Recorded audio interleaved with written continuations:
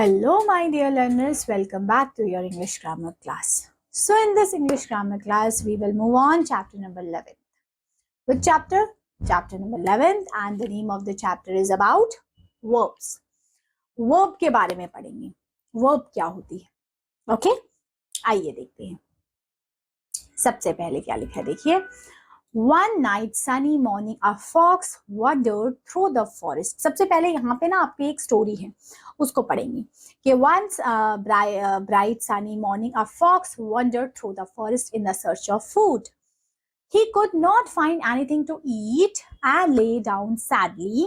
Suddenly a sound caught Fox's attention. एकदम से जब उसको कुछ नहीं मिला खाने के लिए एक फॉक्स को एक आवाज सुनाई देती है. He looked up, उसने ऊपर देखा.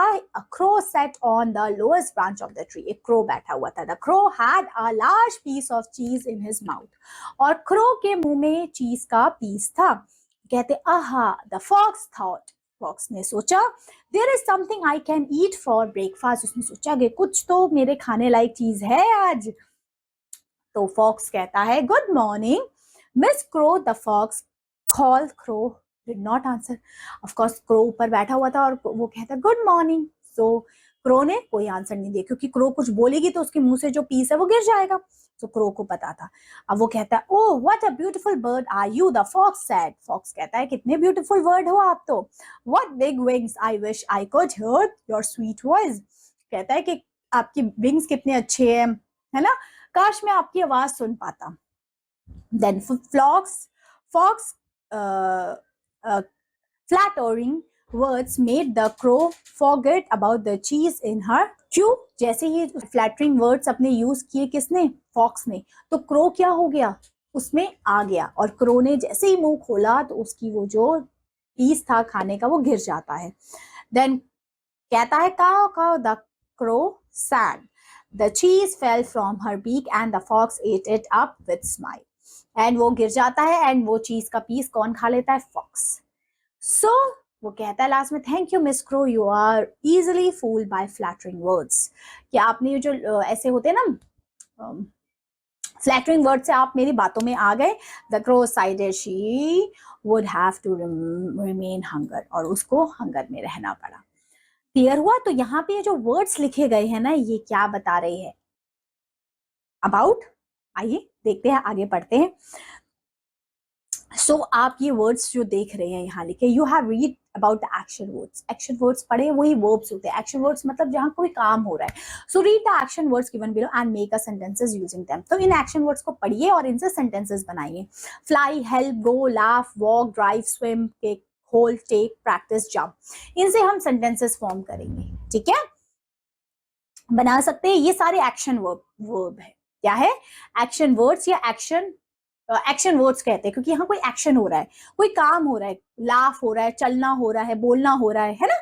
चलिए सबसे पहले यहाँ पे क्या लिखा है देखिए. एक्सप्लेनेशन पार्ट में आपका क्या लिखा है एक्शन वर्ड्स का. Action words are called verbs. Action words को क्या कहते हैं बेटा? वर्ब्स कहते हैं. Action words are called verbs. The underlined words in the story is engage are main verbs. इसमें क्या है? ये main verb है. Okay. All the highlighted words are helping words. जो भी highlighted words है वो helping words है. So verb tell us the time of an action. Verb बताता है कि वो किस time वो action हो रहा है. Main verb shows what someone something does. कि कौन कब क्या कर रहा है वो बताता है. For example देखिए क्या लिखा है सबसे पहले. Bird fly. Bird क्या कर रहे हैं? Fly कर रहे हैं, वो हमें बता रहे हैं.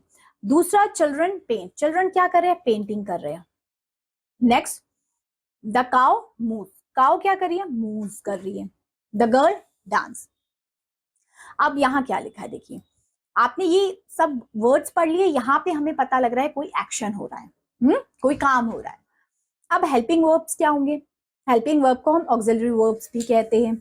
इनसे क्या हम समझते हैं? ये क्या होते हैं? They are use alone to express the state of being और within the main verb to express the time.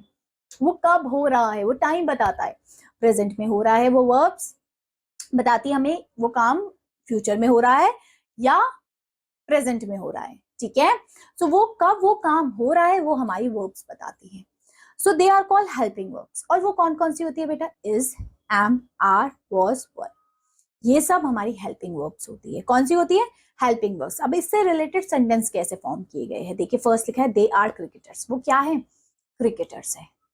Okay, next लिखा आई एम हैप्पी, वो क्या है? खुश है। शी वॉज सैड, वो क्या है? सैड है। वी आर प्लेइंग, हम क्या कर रहे हैं? खेल रहे हैं।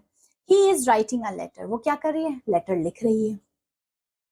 समझे? सो आपको यहां तक एक्शन वर्ड और हेल्पिंग वर्ब का मतलब और क्लियर हुआ क्या होते हैं। चलिए अब यहाँ कुछ क्वेश्चंस दिए गए हैं, आपने इसमें क्या करना है, read the sentences, underline the helping verbs and circle the main verbs. Main verbs and helping verbs को, अब जो आपकी हेल्पिंग वर्ब्स होगी उसमें अंडरलाइन करना है एंड जो मेन वर्ब होगी उसमें सर्कल करना है। जैसे द हेयर रन फास्ट, वो कैसे भाग रहा है? बहुत तेज भाग रहा है। सबसे पहले क्या हो रहा है यहाँ पे, काम क्या हो रहा है? रन हो रहा है। सो रन को हम क्या करेंगे? सर्कल करेंगे। ठीक है, आगे मंकीज आर रनिंग। अब मंकीज आर रनिंग में हेल्पिंग वर्ब्स हमारी आर है, सो हेल्पिंग वर्ब्स को हम अंडरलाइन करेंगे और मेन वर्ब को, रनिंग को हम सर्कल कर देंगे ऐसे करके। समझे? मेन वर्ब और हेल्पिंग वर्ब पहचानना आना चाहिए। हेल्पिंग वर्ब तो हमें ये बताएगी कि वो काम कब हो रहा है, इज, एम, आर, वॉज, वर का यूज होगा, वो हेल्पिंग वर्ब हो जाएगी। ठीक है, जैसे लिखा आई एम, अब यहाँ पे am is the helping verb, so ये अंडरलाइन हो जाएगा। और मैं क्या कर रहा हूँ? वाटरिंग कर रहा हूँ, पानी दे रहा हूँ पौधों को। ठीक है, so we will circle it like that. Okay, next the players kick the ball hard, players ने बॉल को किक किया, सो किक करना is the main verb, so here we will circle it out. Next the elephant trampled loudly, elephant ने trampled किया loudly, so this is the verb. Okay, तो हम इसको circle कर देंगे। द सन वॉज हमारी helping verb है, so इसको अंडरलाइन करेंगे। क्या कर रहा है? वो शाइनिंग कर रहा है, बहुत चमक रहा है। समझे? अगला शी इज अनवेल, वो क्या है? वो ठीक नहीं है, उसकी तबीयत ठीक नहीं है, तो इज हमारा हेल्पिंग वर्ब हो गया। क्लियर हुआ?